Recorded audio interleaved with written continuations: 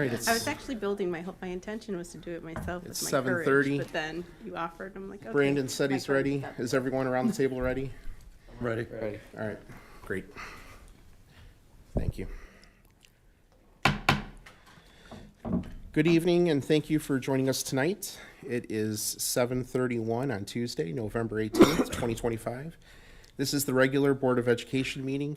Regular school board meeting of the Board of Education at Warren Township High School District 121. Let's rise for the pledge.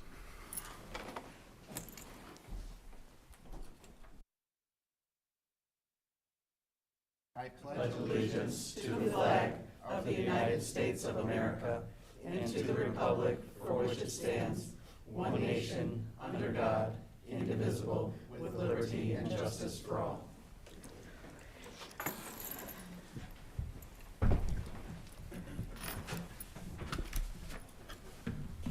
All right, next is the approval of the agenda. If there's any changes or items that need to be pulled from consent, now is the time to do that. And not hearing of any changes, I move to approve the agenda. Is there a second? Any discussion? Looks like we can do a voice vote here, so all in favor say aye. Aye. Any opposed? Okay. So on to our favorite part of the meeting. It's the recognition of our students, faculty, staff, parents, and affiliated groups. I'm going to turn it over to Dr. Weisman. Yeah, actually for recognitions, we got Kaylee. Kaylee, can you come up?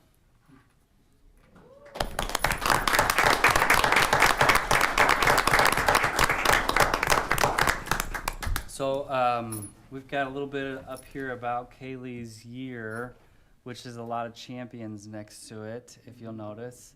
We're really proud of her and excited for her and the work that she put into her season. So Kaylee, we can obviously see what you're capable of here athletically. Could you just take a minute and introduce yourself to the school board? Tell them a little bit about yourself, what types of things you like doing here at school other than running. Yes. Thank you. My name's Kaylee Wilson, and I obviously part of cross country. I also do track.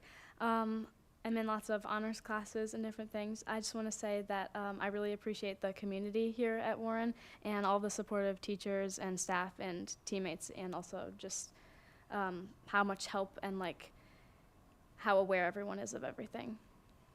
So, yeah. So are you resting now, Kaylee? Have you tapered down a few miles a week? Yeah, and soon get ready for track, so. What do you do in track? I do the 1600 and the 32. Well, thank you for running for those of us who cannot run. So I met her when she was a freshman, and you've really grown up. Thank you. It's really exciting to see how much you've come along. Thank you. Congratulations. Thank you.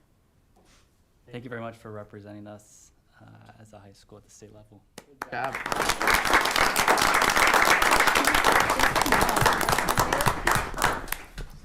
Haley, you're welcome to stick around, but most of the go time vote. people Run. don't want to stick around. Yeah, this is where the running comes in. Use your skill, buddy. Yeah. Thank you for Thank coming. you for coming. Yeah. And then also I did just want to note that it was recently Illinois School Board Member Appreciation Day, so I wanted to extend my gratitude for the school board. I don't know if anybody listening knows, but school board members are not paid.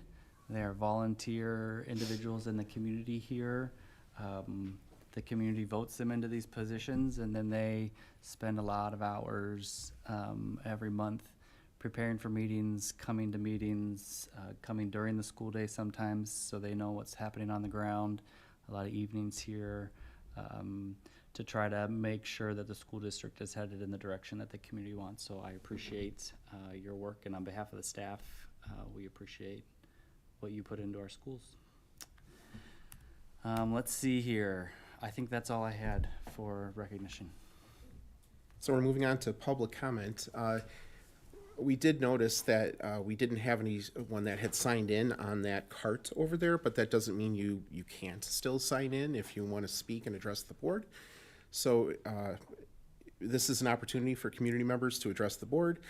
If there's any audience members that would like to speak at this time, you're welcome to write your name down and come forward to the podium. Is there anyone that wishes to do so? Don't all run up here at once. You can always email us as well, or talk to us out in the community as well. Okay. Seeing that there's nobody here for public comment, we're going to move on to superintendent's reports. I'm going to turn it over to Dr. Weisman. I don't have anything specific to add to my reports, but I'm happy to answer any questions. But I know Dr. Gio-Karis had something that I'm squeezing into the superintendent report section. So last month, the board, in our conversations, we had talked about potentially expanding what our summer school looks like through different partnerships. I was able to have some initial conversations with CLC about the potential of having our students take some courses at CLC as part of summer school. Just an initial conversation sounded like with the timing of our structures and their structures, looks like there might be some sort of an opportunity there for like a dual enrollment type of situation where our kids could take some classes at CLC and take classes with at the college over the summer. So don't really have a lot of detail what that could look like or how big that is or small that is, but just want to provide an update that we're going to continue to take a look at that and potentially able to figure something out.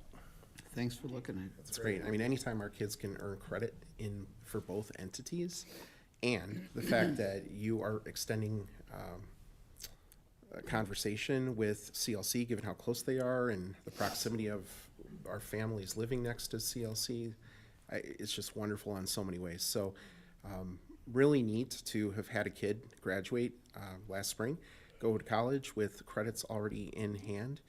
So I'm excited at the opportunity for others, and I know there's been others, but even more, to be able to go and have some of that taken care of, because those are, as a parent's perspective, real dollars saved. I mean, just from a practical standpoint. So it's great. Thank you. Huge. Yeah, I think it would be a pretty unique thing. I don't know if I've heard of a lot of, or if any high school, there probably are high schools that do this, but this would be definitely unique for us and probably for a lot of high schools, so we're excited about it. Great. Was there anything else in the superintendent section that you wanted to comment on? Okay. All right, if not, it looks like we're moving on to consent agenda, of which I'll make the motion because there's quite a few items on there.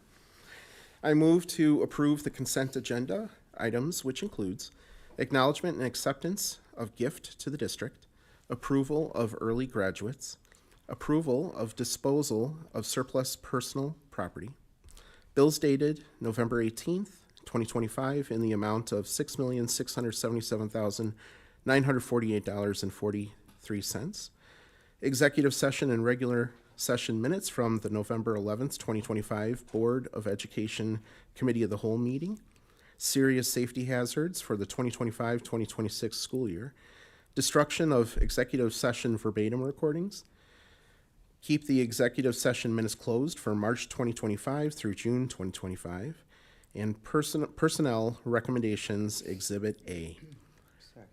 Okay, Pope second. Any discussion?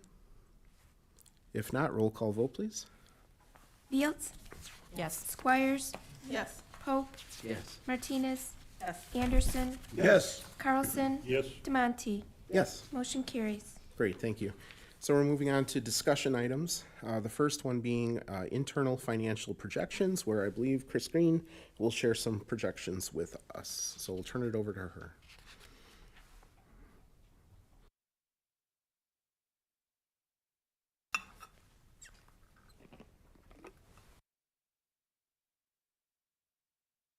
So, I'm gonna advance a little bit. Is he still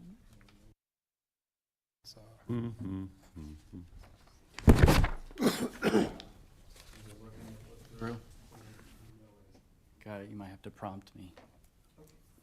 Actually, here, you can.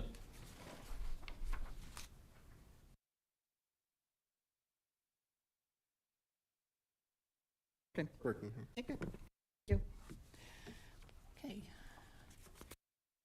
So for the projections this year, if you could go to page 3, this is the data that I use to pull in to get the projections.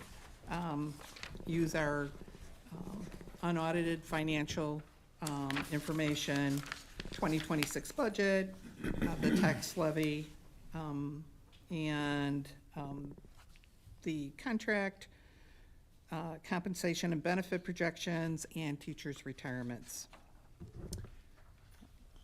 So for revenue assumptions, because the projections go over the course of 5 years, for equalized assessed valuation, which is the top number, I did 3% over the next 5 years.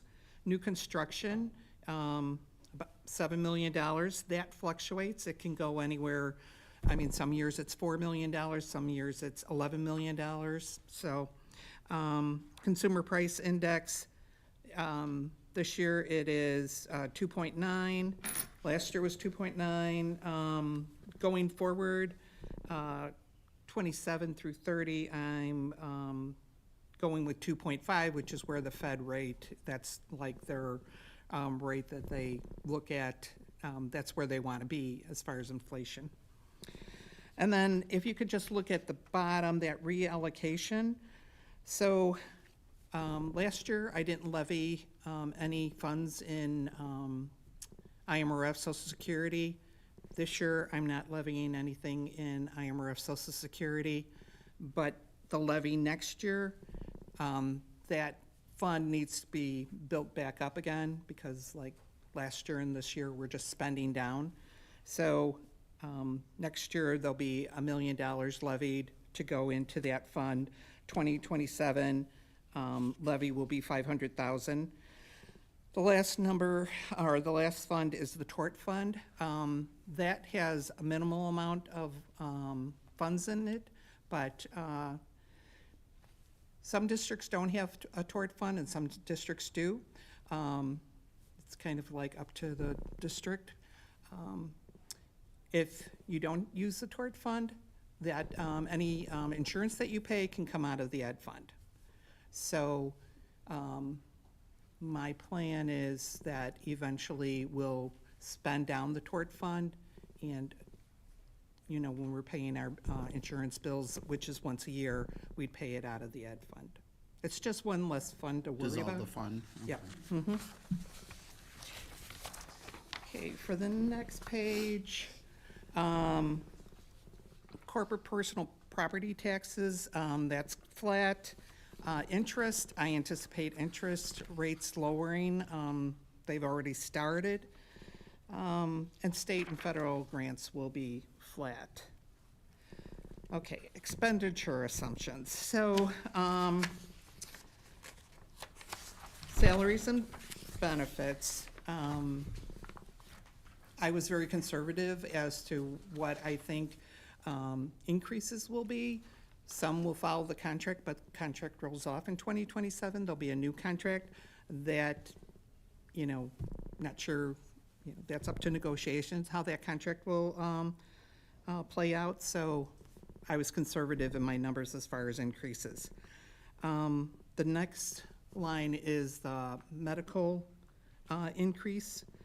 I did 12% for 2026 and then kind of fluctuated between 10 and 8%. Medical insurance is kind of a wild card right now, what's happening on the federal level and the impact that it has in the private sector. So I'm not quite sure where that number is going to be this year. We'll find out in January when some of our rates will start coming in. I've heard as high as 18%, but I went with 12 just, you know,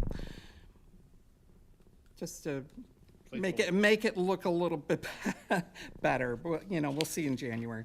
Anyway, the last section, teacher retirement savings. So this is a huge impact on projections because as people retire and we replace them, they're retiring at the highest point of their salary and we're replacing them with younger people and it is a lower salary. So in FY27, the difference between people coming off and people coming on is about $648,000.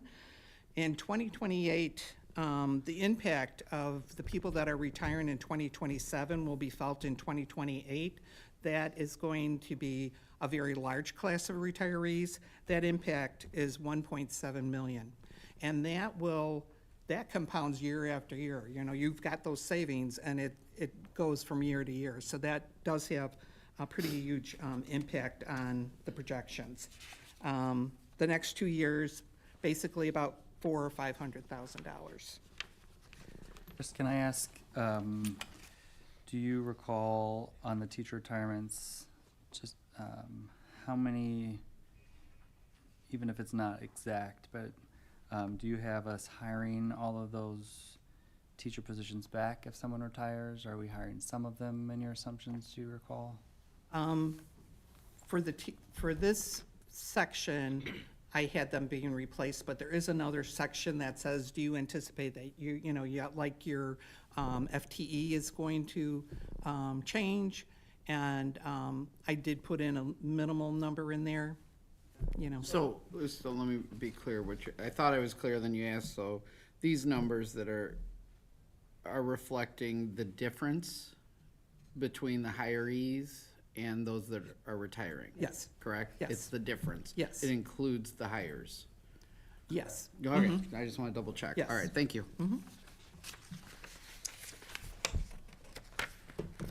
For expenditure assumptions, with the construction, last year we transferred $11 million from working cash to the capital projects to pay for the locker room. That's 11 million, but the cost is higher than that. So right now, not sure what the number that they gave us for the budget is about 14 to 15 million. So the amount to transfer could be less than 7 million. I just built it into the budget at that.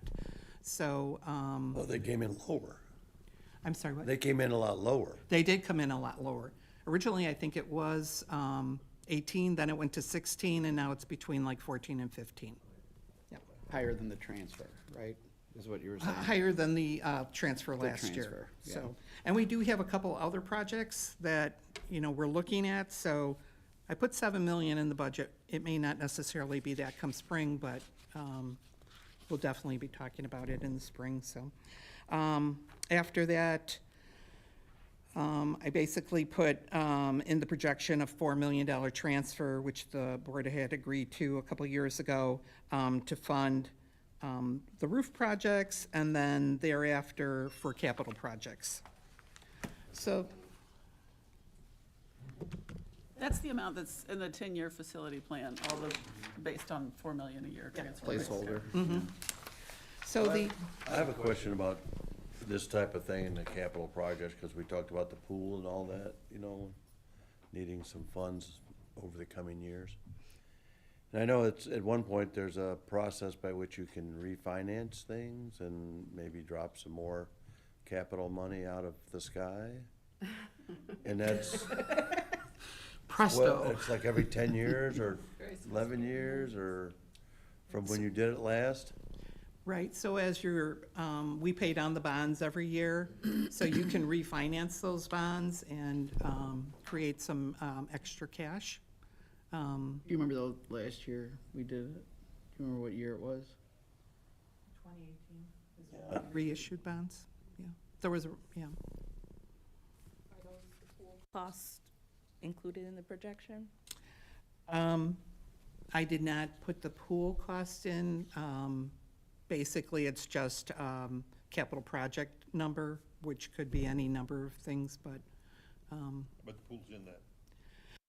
Not specifically. Yeah, not like, there's not 10 million dedicated just to the pool. Yeah. But in the event, that's the Yes. account where, okay. Thank you. Replenish if we refinanced. Right. So when is the next, do you know offhand, Chris, when that type of opportunity comes up again that the board would have to consider a bond restructure? So, That's what you're asking, right? yeah, it's an interest rate thing because, if you're gonna go out and reissue, like the bonds that we did, 5, 6, 7 years ago, the rate was much lower than what the rates are now. So that is a consideration that, you'll be paying a higher interest rate. I paid down some of those bonds, so there is some equity that we could, refinance if, so there's no magic date. If The longer you wait, the better. Yes, that's, yeah. Okay, Yep. thank you. So the next page is the financial projections. Right now, it looks like, there's a little dip between 2024 and 2026. That was some of the transfers that we did. This financial projection only includes operation funds, and so the money was transferred to capital projects, but that fund is not included in here, so it's a little wonky, but. There. Yeah.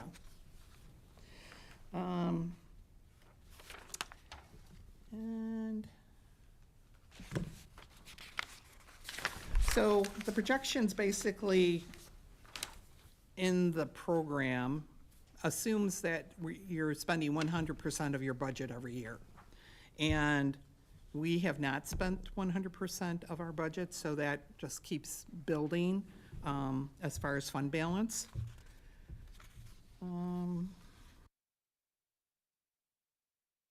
The other, putting extra funds into operations and maintenance. When I levy high in that, so there's always a cushion in there to be able to move that $4 million. So maintaining that fund, because that's the way you have to transfer money into capital projects. It has to come through the O&M fund. So that's the fund that I always levy more in to cover expenses and have that extra funds in there to make the transfer. Let's see. I think that's about it. If anybody has any questions. Do you even think it's realistic that federal and state funding grants will stay level? I mean, hope is one thing, but, They want to ask. yeah. Yeah, because there was a question this past summer about federal grants. Hard to say what next year will bring. I think optimistically, we hope that federal grants will be there for us. So, Just generally ballpark, I mean, this is a dumb question, but what are the numbers of the total federal and state grants that we get? I mean, how badly could we be hurt, I guess I'm saying? it's several $1 million. The IDEA grant is fairly large. I think it's over $1 million. Title I is, About 500,000. yeah, In the 500,000. great scheme of things, it's not It- the end of the world, mm, but, okay, No, thank you. yeah. That's it.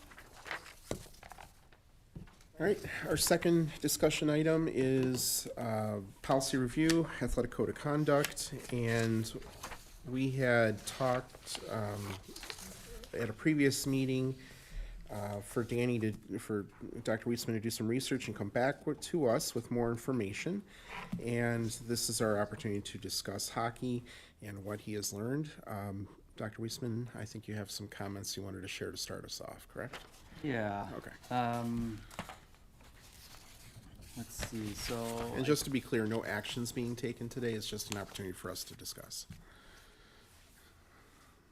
Some of the things that I learned, since we talked about this last, some of the things that we are related to things that we do right now with our relationship with the hockey club and the hockey team. So I think the board had asked about some of the specific ways that we recognize them. So in the past, we provided them some promotional spaces to incoming freshman families. Our yearbook staff have been including them in the yearbook.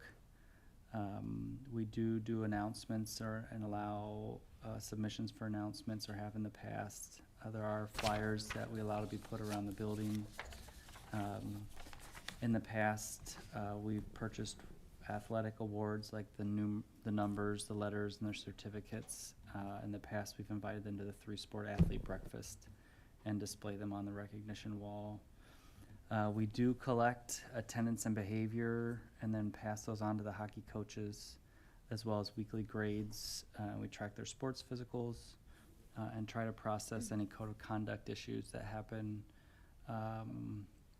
with hockey students that are on the hockey team, including contacting their family or reaching out to the coach if there's issues.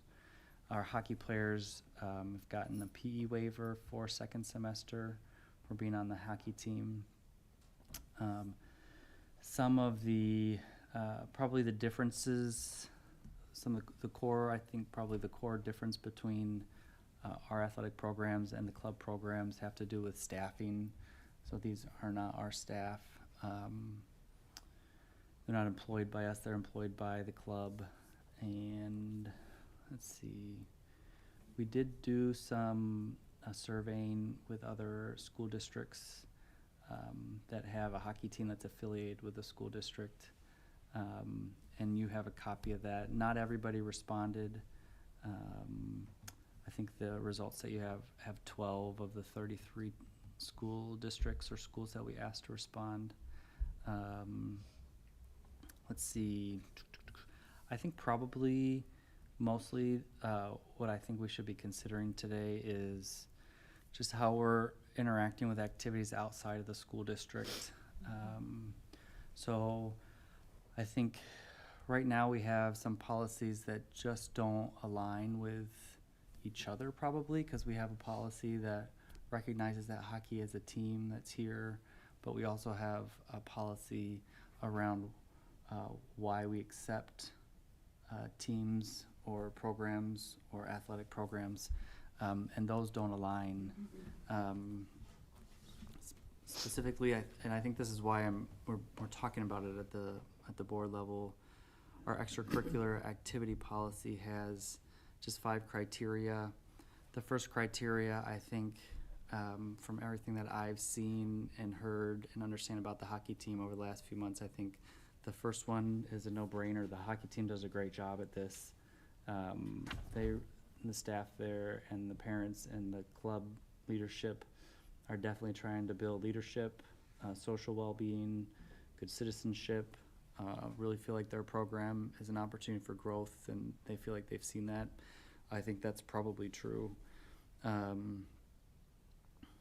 think that probably why we haven't, well, at least one of the reasons why schools don't often have hockey clubs has to do with the fees and the financial resources. It's probably a lot of, it's very costly to do some sports, and there might be different levels of liability. So probably in the past, the district has determined that it would be hard for us financially to support a hockey team. That's a lot of times where a community club tries to fill the gap without having the school district assess fees. I do think that there's a lot of students that would request, if they felt like it would be able to happen, that they would request that there be a formal hockey team at the high school. I think probably the one criteria here that where we start to part has to do with the supervision of the school-approved sponsor. I was trying to divide this up in a different way, this policy. So generally with a school activity group, whether it's athletics or a club, the school district has budget control, they control the staff, the insurance, the financial liability comes onto the school district. We are implementing the rules and the supervision. And with the community club, it's just a separate entity. And that is how the hockey team, the hockey club is functioning. It's functioning as a separate entity. Can I ask you a question on that? So if it's functioning on a separate entity, why do they have a PE waiver? Because a PE waiver should be given to the sports that we in-house through the IHSA. I think in the past, this has happened because the school district, in good faith, was trying to recognize the work that the kids do and it is very activity-based, and the hockey students actually are involved all year in hockey. They just get a waiver for that second semester. So I think it was just an attempt to want to help the students. I think. Do you know if that's typical of other schools? I believe that it's not typical in the data that we collected, yeah. I think generally, the state policy around PE waivers is specific that it's a school-sanctioned, athletic team. Because I did ask for the school that I work for, and my work district doesn't give out PE waivers for that specific reason, that they're not IHSA. So I just was wondering, you know, I'm not saying I'm for or against it, it's just a question of, what's the reasoning behind for Warren?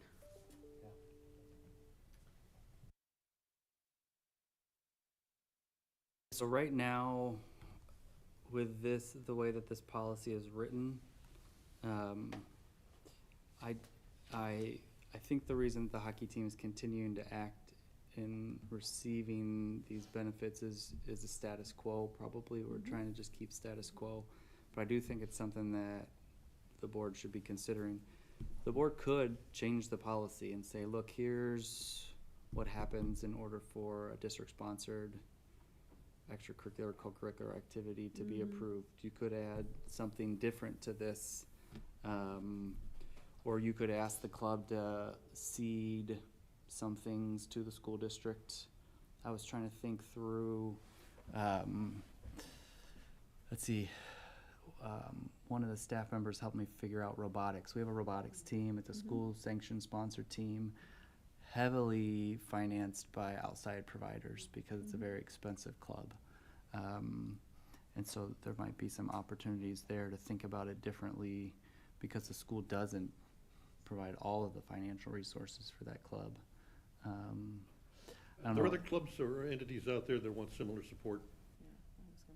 Is there anything else out there that would take this as an example and ask for? Lacrosse started that way. Lacrosse? Lacrosse started the same way. They were a club for many years, and then once it went IHSA with the state, then they came in-house and the coaches are But the difference employees. is that they went IHSA Correct, And they came in. absolutely. in that one, Yes. so. But they started that way. I mean, Yeah. they were a club, just Sure. like the hockey is a club now when they first started. But to, I think, get at what you're saying, I believe it was gymnastics, equestrianism, and the robotics are the other clubs that structurally are the same.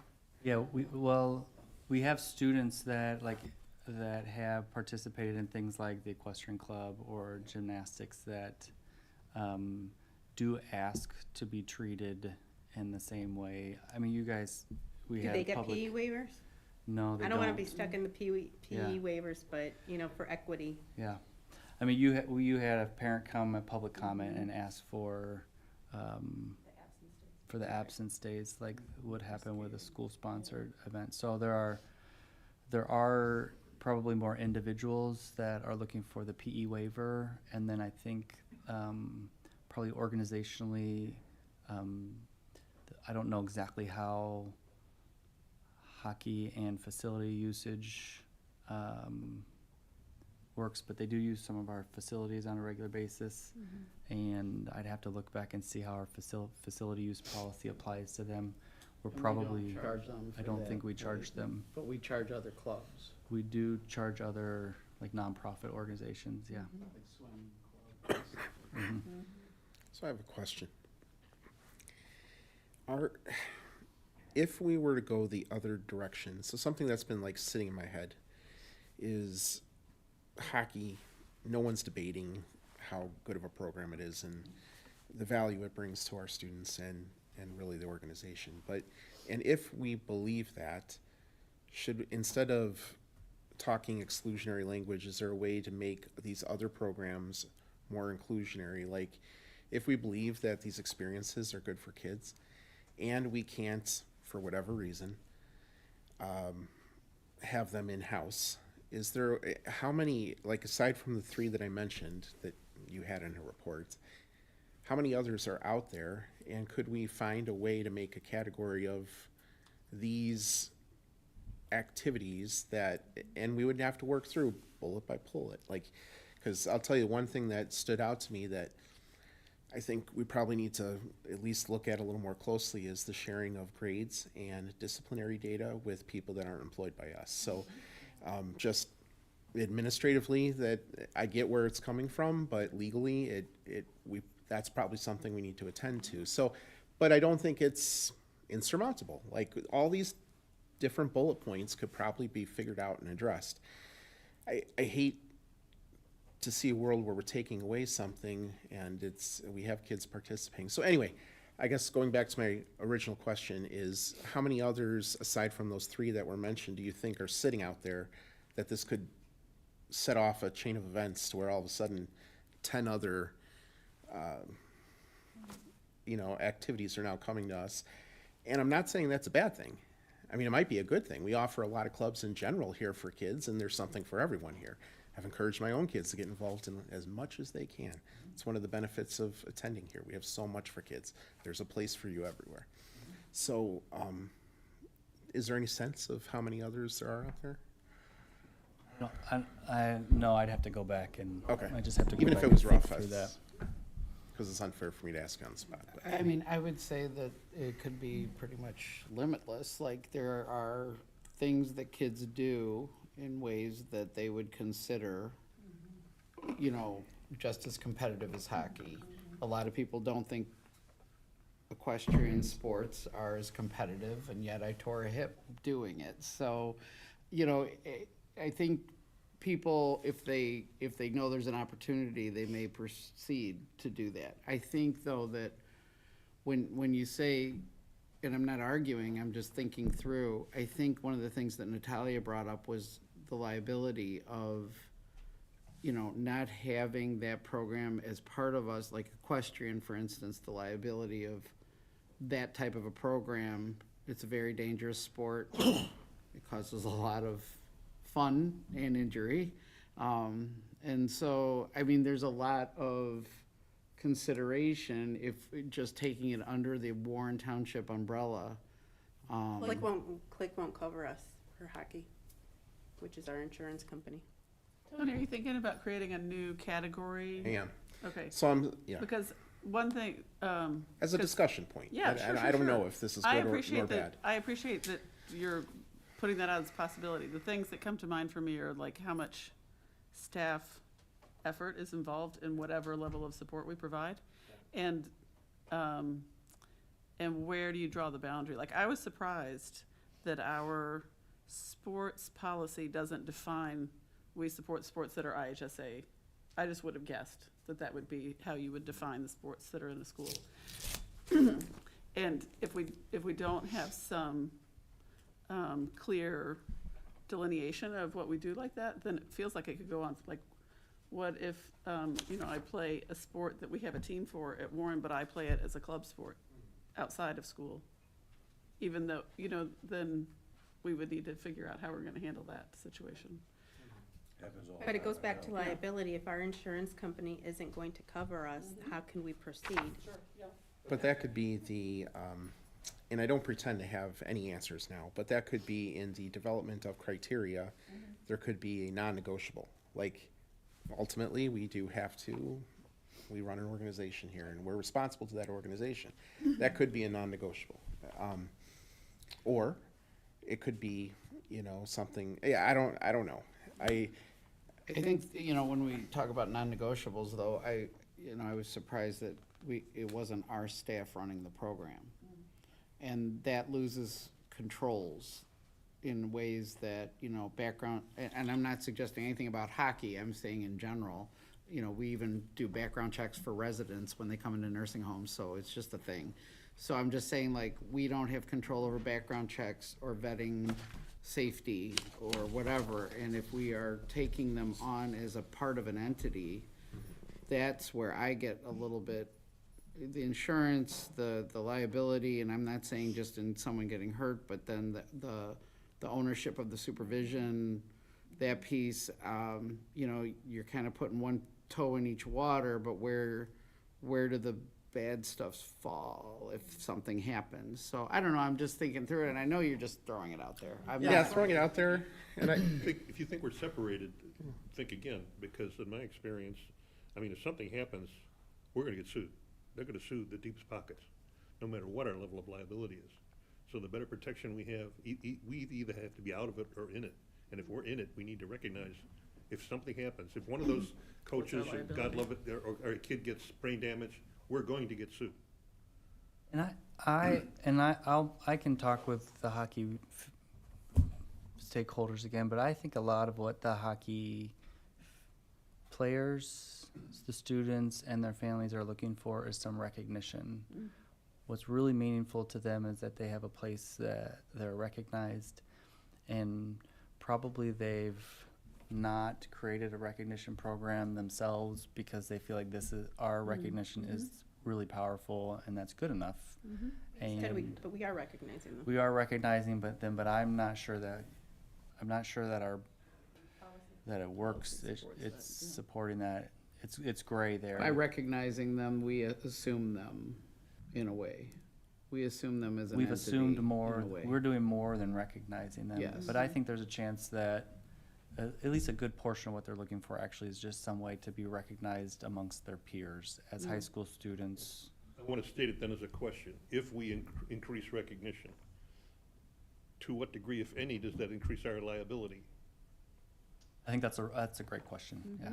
He's not even talking about increasing it, he's just talking about decreasing it, but still recognizing it on some level, I believe is what I you were just trying to say. Look for the I don't wanna put ramifications of words whatever we in it, do.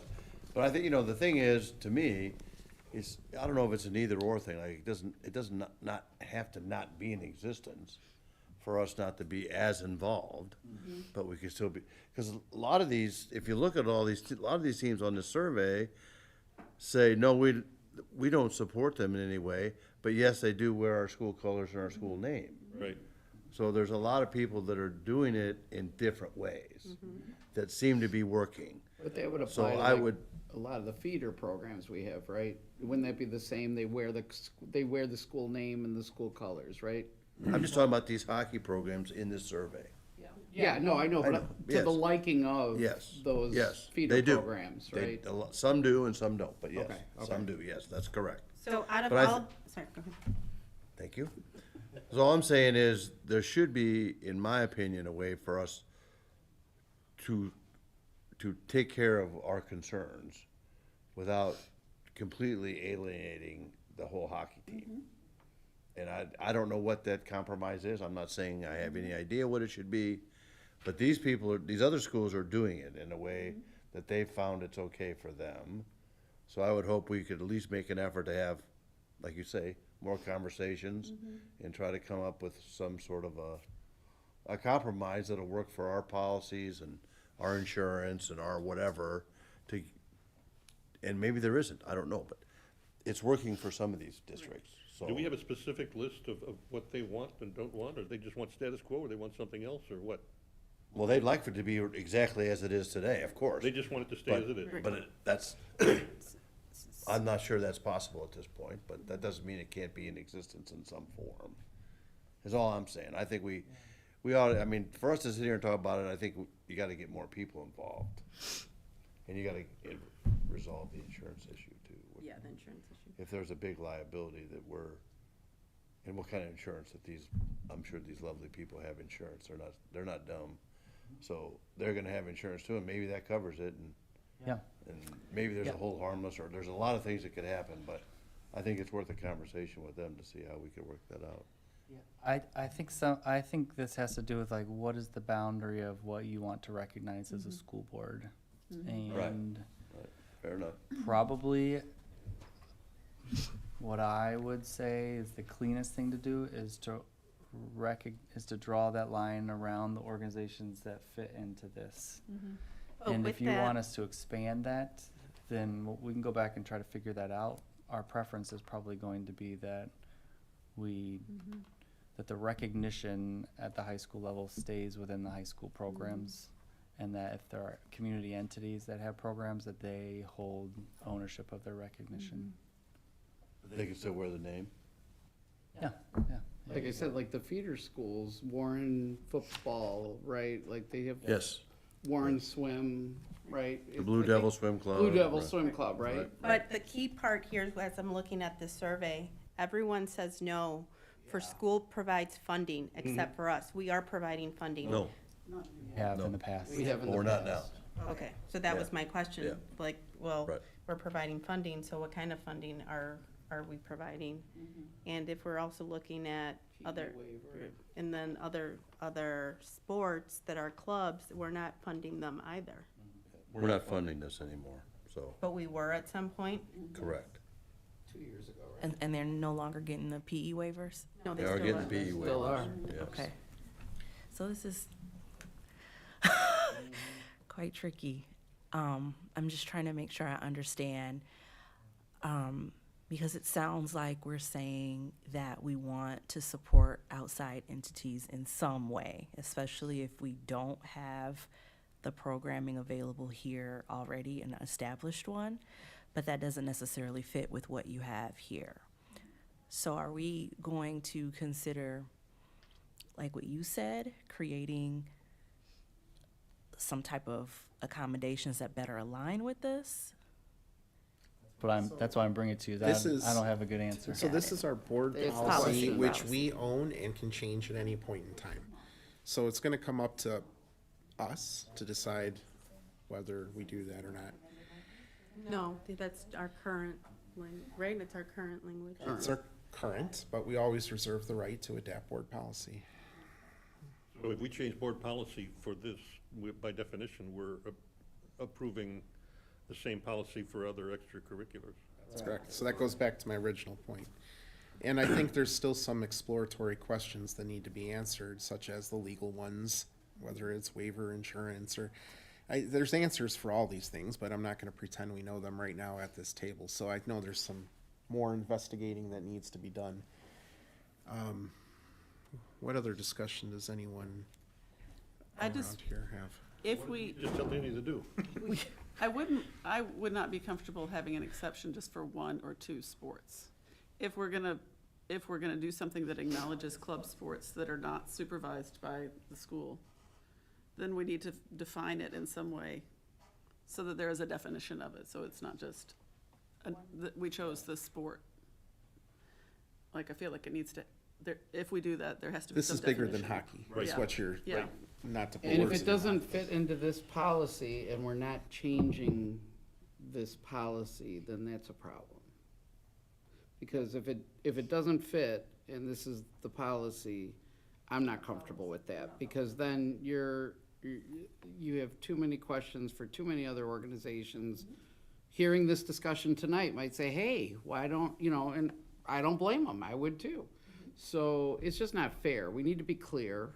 Unfortunately, hockey's been caught into this, whatever precedents started, for whatever reasons, I can't control and I don't understand yet. But at the same time, we have a policy, it doesn't fit. Either we change the policy or we change our practice. And I hate to be black and white, I know. There's a are way, gray there could be a way areas. to change the practice that fits the policy and still allows them to exist. Well, sure. Okay, that's all. There you go. So now there's not more conversation. Well, my wondering, Susan, when you posed the question about like really defining what those programs are, my wondering, it goes to, is this something that we as a school have the ability to host if we wanted to? And in terms of some things, no, absolutely not. So with that in mind, I think about those students. That doesn't mean they shouldn't have the opportunity to engage in those activities. So how can we support that, promote that, maybe? I don't know if that's the right word, but also be within the policy, so. I think what you're describing sounds like clubs that we have, like the clubs that are doing their things here, but, the only people that we haven't heard from, and I don't mean to open cans of worms, but, we have a, athletic and activities department, like, maybe we should, hear from them. I would be interested in hearing what they have to say and what their thoughts are on all this, because they're the ones that run the show in that in that arena. So I haven't talked to them, and I'd personally be interested in hearing what they had to say, if that's okay. But Don't have a school hockey club.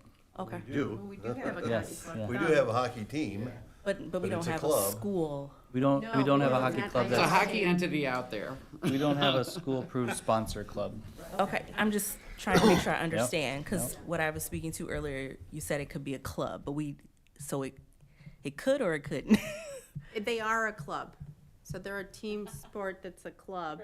They're just not, they're not accredited by the high school because they're not IHSA. They're a community club.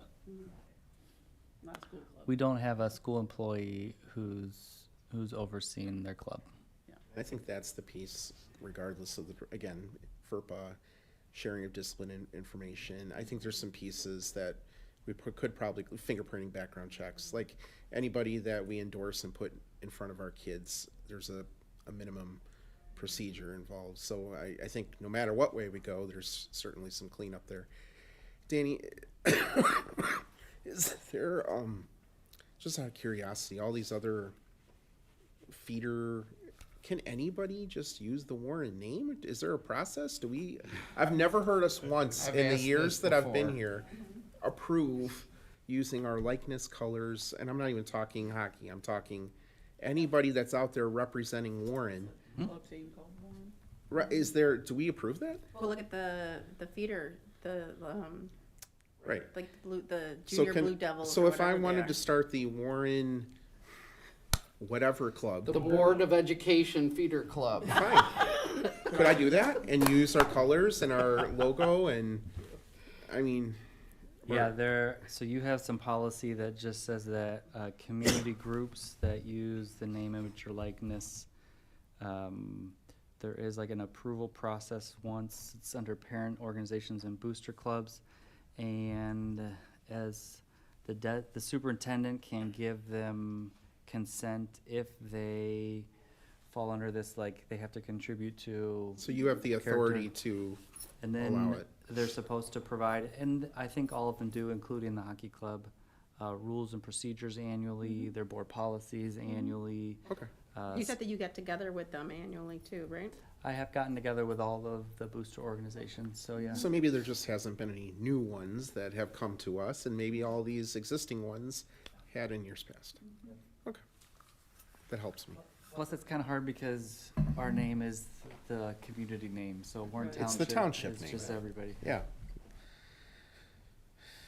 Okay, so I think from what I am hearing, we need Please tell. more information. I Okay. hate to say that, but we have some legal questions that we need answered. What was the other thing? Having Amy, Insurance question, the athletic directors, maybe hearing from them, the impact of, their programming or absorbing programming, or have they had experience, like, just hearing it from our people, I think would be helpful. And then what else is there, board members, that we need? Well, I think it would be, if maybe Danny said maybe you sit down and talk with the stakeholders again. And see, if we start to trim this down a little bit, what, how that fits, Cause maybe you can trim it down to the point where they're just using our name and that's it. I mean, Right, then they're just another club with our name on it, so, right, which is, but maybe there's a, Hard yeah, for so I think those. that's a worthwhile conversation. I'd be, if Well, you need and- somebody to sit in, I'd be happy to sit in. and John, like, Take you up on that. I think in sitting down, we'll also answer questions, because right now in this format, it's not the appropriate time to ask, but do they have insurance? What level of insurance They do do, they have? but yes. Right, but I'm saying Yeah. formally, we can get those questions answered. They wouldn't have any coaches No, if I'm, they didn't have insurance. I'm sure they do, but it would be officially nice to flesh that out during a conversation. Understood, 100%. No. Fair, that's fair. Oh, Tasha, Also about the number of students that are involved that are served by the program. in the program, possibly over the last maybe 3 years.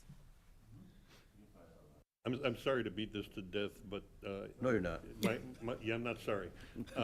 My experience with the county, I was on the finance committee, every meeting, somebody sued us, every meeting. I mean, it isn't a question of, if it happened in Lake County, we'd get sued. If something happens on this club, they can have insurance up the wazoo. We will get sued. Well, same with the Period. football team and the baseball team and everybody else. Oh, I know, but they're officially, whatever. I mean, the other point Understood. I'd like to make and emphasize what Beth said, one size has to fit all. What we do for them, we have to do for everybody. Fair. Agreed. And I think that's going back to this is bigger than hockey. Yeah. Fair, This fair. is really addressing how we handle club programs that partner with us regardless of if it's robotics, equestrian, hockey, or something else. My Warren Township Board club that I have yet to start up, which apparently I have the authority as long as Danny says it's okay.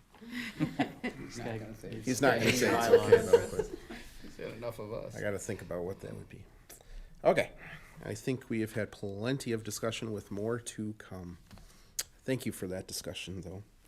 We're gonna move on to action items. The first one is the approval of the 2026 Maintenance Department pickup truck bid. Because there's a fill in the blank, I will read this one.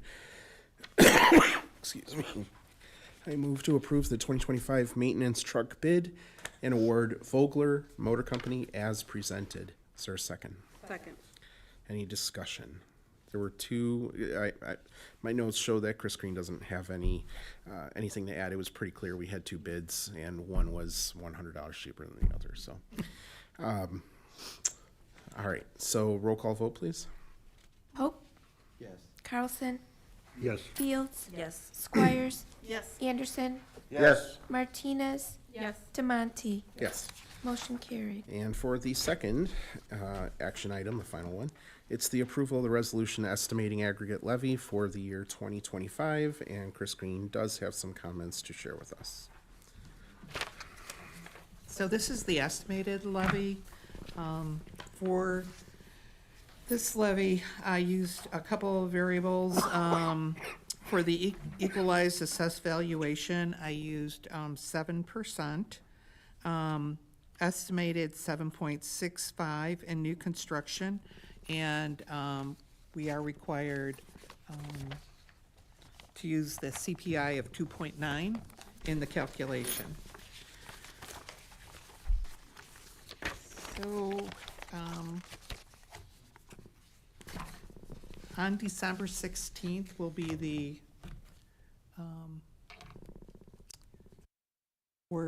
request for the board to approve the 2025 tax levy. Once the board has approved the tax levy, the documents have to be filed with the county by December 31st. Some of the factors to consider when putting the levy together, the long-term health of the financials of the district, future programming and staffing, and also capital projects. For our revenues, the majority of our revenues come from property tax. We do get some money from the state, federal, and some other local revenue like fees and some other miscellaneous revenue. The next chart is showing CPI over probably 20, 30 years. As you can see, the last column, CPI has dropped significantly since 2022, and we are now at 2.9%. The next slide is what I was talking about earlier on new property that is built in the district's boundaries. And you can see from the chart, it varies from like 4 million to 11 million. I do check with the township assessor to see how much is, what properties are coming online. They give me an estimate. We won't know until probably the spring as to what that final number is. So recommended tax levy for 2025, in the second column, it says 2024 tax extension. That's the money that we received in the spring and we are receiving now. The total amount is $69,226,000. The third column, which is the 2025 tax levy, that is what they refer to as the ask. So we ask through the county, and then once they run the numbers, then they determine in the spring how much we're actually going to get. So the difference between what our extension was last year and what we're asking for this year is roughly about 3 million, some. 5 or 6%? Yep. That'd be more than 2.9. Estimated impact on taxpayer, so homeowner, that their value of their home is about 400,000. The increase would be about $95 next year. And then the final slide is Public Act 1030394. That is a state law that before December 31st, it has to be presented that our operational funds, so we average those over 3 years and get a number, and then what our fund balance was as of June 30th. And if your fund balance exceeds your operating funds by more than 2.5 times, the board has to prepare a reduction plan to go to ISB. We clearly are, because since our operational funds averaged 72,191,000, way above what our fund balance was as of June 30th, which was 45,314,000. Again, these are just operational funds, which is ed, O&M, and transportation. So, Sorry, could you repeat, what's that rule about the fund balance in relation to the 2.5 times. 2.5 times? Thank you. your fund balance can't exceed 2.5 times your annual expenditures. expenses. This law was not targeted at us. There were some school districts in Illinois that were sitting on Like 3. crazy amounts of cash, and then, so I read, we're even lending it to other places. And when you, so that's even worse, right? You're only supposed to take what you need, right, to service the organization, this taxing body. And then you're not supposed to sit on large reserves. It's supposed to be spent on, yeah, well, they were. And that caused some people to put in some legislation. This is definitely not targeted at us. And I don't think we meet I just want to make sure I we'll ever meet understood that threshold. what the That's what it was. equation is. Yeah. Okay. We were born into the wrong districts. I just like Yeah. to get to 100% sometime. That'd be Yeah, easy. yeah, that would Not be 2 nice. times. Question if I could. This is an ask, right? Yes. What is the history of ask versus actual receipt over the last couple of years? We usually get less than what we ask. yeah, that's You how much anticipate that, it does vary from year to year. I want to say probably it's, last year was probably maybe about 3 million less than what we asked. We're only gonna get 2.9. Yeah. And we asked for 5, just to make sure we don't leave any money on the table.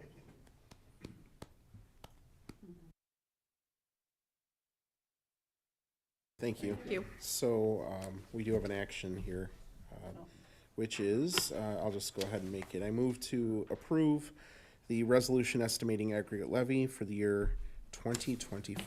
Second. Any discussion? Okay, roll call vote, please. Squires, Yes. Fields, Martinez, Yes. Anderson, Yes. Carlson, Yes. Pope, DeMonte. Yes. Motion carries. Before I read our kind of closing here, one thing I appreciate about my fellow board members is we sit here and discuss some very passionate topics. I don't ever hear us getting upset with one another. I don't hear, I see civility, I see respect, I see people stating their points even when we disagree, and I can tell you that doesn't happen at all boards, either locally or on a larger scale. So maybe it's just Thanksgiving coming up of making me appreciate what we have here, but I would like us first to recognize I appreciate the governing that we do here. We lead by example, and this is what we would expect of any other person. And just to thank you for governing in the style that you all are. So Likewise. Let's all run for Congress. Yeah, no. it wouldn't work. Yeah, no. We all have too strong of an ethical and moral compass for that. So as we bring our meeting to a close, a reminder that at a governance level, we too are respectful, resilient, engaged, now and always. Go Blue Devils. Devils. All right, we need a motion and a second to adjourn the meeting. So move. Is there a second? Okay, great. All in favor say aye. Aye. Motion carries. The time is 8:36 p.m. Good job, Tony. You made it through it.